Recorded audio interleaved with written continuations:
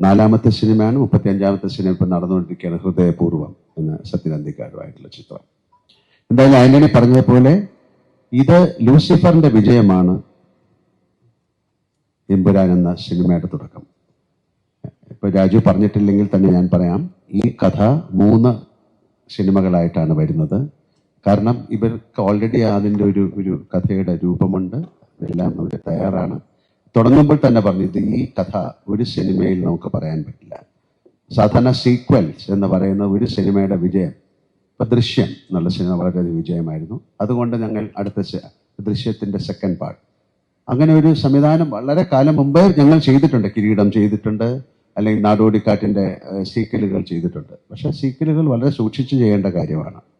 പക്ഷെ ഇത് ഓൾറെഡി നമ്മൾ പറഞ്ഞു കഴിഞ്ഞു, ഞങ്ങളിങ്ങനെ 3 സിനിമ ചെയ്യും. എങ്ങനെ? ഇതിന്റെ സക്സസ് അനുസരിച്ചാണ് അടുത്ത സിനിമ. അങ്ങനെ ലൂസിഫറിന്റെ 50ാം ദിവസം നമ്മൾ പറഞ്ഞു, ഞങ്ങൾ അടുത്തൊരു സിനിമ ചെയ്യാൻ പോവാണ്, എമ്പുരാൻ. അന്ന് ഇത് എത്ര വലിയൊരു സിനിമയായി മാറുന്നൊന്നും നമുക്കറിയില്ല. ഇപ്പം നമ്മൾ പറയുന്നു, എമ്പുരാന്റെ അവസാനം നമ്മൾ പറയുന്നത് ഇതിനൊരു 3rd പാർട്ടുണ്ട്.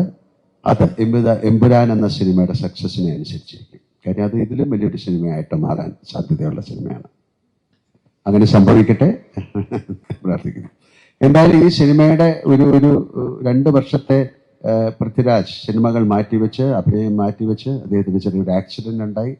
എല്ലാം കണക്കിലെടുത്തുകൊണ്ട് ഞാൻ പറയുകയാണ്, 2 വർഷം ഈ സിനിമയ്ക്ക് വേണ്ടി ലൊക്കേഷനുകൾ അന്വേഷിച്ചായിരുന്നു. അതിൻ്റെ കൂടെ സഞ്ചരിച്ച ഒരുപാട് പേർക്ക് നന്ദി പറയാൻ ഈ അവസരം ഞാൻ ഉപയോഗിക്കുകയാണ്.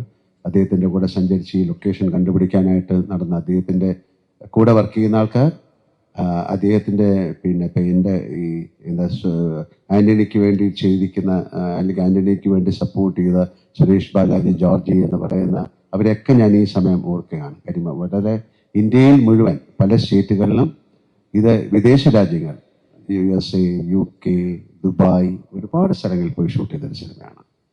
കാരണം ആ സിനിമയ്ക്ക് അത്രയും, അങ്ങനെ ചെയ്താലേ ഈ സിനിമ നന്നാവുള്ളൂ. അതനുസരിച്ചാണ് ഞങ്ങൾ സിനിമ ചെയ്തിരിക്കുന്നത്. പലരും ചോദിക്കും ഈ സിനിമയുടെ ബഡ്ജറ്റ് എന്താണ്. ഞങ്ങൾ പറയുന്നില്ല. കാര്യം ആ സിനിമയുടെ ബഡ്ജറ്റ് അതിൻ്റെ മേക്കിങ്ങിലാണ്. അല്ലാതെ ഇത്ര രൂപയ്ക്ക് ഈ സിനിമ എടുത്തു എന്ന് പറഞ്ഞാൽ വലിയ സിനിമയാവില്ല. ഇപ്പൊ 1000 കോടി മുടക്കിയിട്ടൊരു സിനിമ എടുത്തിട്ട് അത് സക്സസ്ഫുൾ ആയില്ലെങ്കിൽ, അതുകൊണ്ട് ബഡ്ജറ്റ് എന്ന് പറയുന്നതല്ല, ഞങ്ങൾ എങ്ങനെ ചെലവഴിച്ചു എന്നുള്ളതാണ്. അപ്പൊ ഈ സിനിമ കണ്ടിട്ട് നിങ്ങൾക്ക് തീരുമാനിക്കാം ഈ സിനിമയുടെ ബഡ്ജറ്റ് എന്തായിരിക്കുന്നു. കാര്യം വട്ടെവർ നമ്മൾ ആ സ്പെൻഡ് ചെയ്തതെല്ലാം ആ സിനിമയിൽ നിങ്ങൾക്ക് കാണാൻ സാധിക്കും. അത്തരം കാര്യങ്ങൾ ആ സിനിമയ്ക്ക് ആവശ്യമുണ്ടായിരുന്നു. ഞങ്ങൾ മുന്നോട്ട് പോകുന്ന സമയത്ത് ഞങ്ങൾക്ക് ചില തടസ്സങ്ങളുണ്ടായി. അതൊരു പ്രത്യേക സമയത്താണ് ആ തടസ്സങ്ങൾ ഉണ്ടായത്. ഗോപാലേട്ടൻ, എനിക്ക് ഏതാണ്ട് 45 വർഷമായിട്ട് അറിയാം അദ്ദേഹത്തെ. ഞങ്ങൾ മദ്രാസിൽ അന്നും എന്നെ കാണുമ്പോഴുള്ള അതേ ആ സ്നേഹം തന്നെയാണ് ഈ 45 വർഷം കഴിഞ്ഞിട്ട് അദ്ദേഹം ഇപ്പം കാണുമ്പോഴും അതേ ചിരിയും അതേ മുഖവും. പിന്നെ ഇതിനൊരു മനസ്സ് വേണം, ഒരു സിനിമയെ സഹായിക്കാൻ. ഒരു ഗോപാലേട്ടൻ നമ്മളെ വിളിച്ച്, ഗോപാലേട്ടൻ ഇങ്ങനെ ഒരു പ്രോബ്ലം ഉണ്ടെന്ന് പറയുന്ന സമയത്ത്, അയ്യോ മോനെ അത് ഞാൻ കുറച്ച് കഷ്ടമാണ്, നമുക്ക് പിന്നെ ചിന്തിക്കാം, അങ്ങനെയല്ല അദ്ദേഹം പറഞ്ഞത്. അദ്ദേഹം ഒരു നല്ല സിനിമ നിന്ന് പോകരുത് എന്ന് പറഞ്ഞിട്ടാണ് നമ്മളെ കൂടെ പറഞ്ഞത്. ഇതിനുകൊണ്ട് അദ്ദേഹം എത്രയോ പ്രാവശ്യം നമുക്കൊരു സിനിമ ചെയ്യണമെന്ന് പറഞ്ഞ് വന്നിരുന്നു. അന്ന് സാധിച്ചില്ല, പല കാരണങ്ങൾ കൊണ്ടാണ്. പിന്നെ സിനിമ എന്ന് പറയുന്ന ഒരു നിമിത്തമായിട്ട് ഞാൻ വിശ്വസിക്കുന്നു.